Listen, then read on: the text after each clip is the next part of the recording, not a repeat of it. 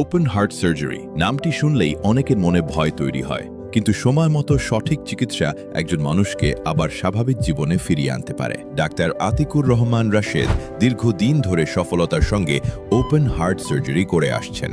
সম্প্রতি তার চিকিৎসাধীন একজন রোগী নিয়মিত ফলো আপে এসেছেন। চলুন তার নিজের মুখেই শুনি বর্তমান শারীরিক অবস্থার কথা। আপনার একবার একটা ছোটখাটো হার্ট অ্যাটাকের মতো হয়েছিল, পরে আপনি অপারেশনের জন্য আসছেন। অপারেশন যখন আমরা করছি তারপর থেকে কোনো রকম অপারেশন জনিত কোনো সমস্যা ভোগ করছেন কিনা? আচ্ছা, এমনি ওভারঅল আপনার আজকে যে 1 মাস পরে আসছেন ফলো আপে, কোনো প্রকার সমস্যা বা আপনার কোনো কিছু বলার আছে কিনা? এই নিয়ে বলার থাকলে বলেন।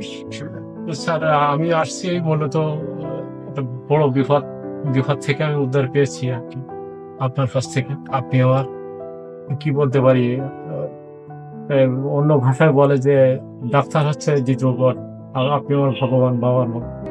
তো আপনি আমার অনেক মানে যে এই লাইভে আমার নতুন স্বপ্ন দেখাইছেন, নতুন আলো দেখাইছেন, এইটুকু আমি বলতে পারি। ঠিক আছে, দোয়া করবেন আমাদের জন্য।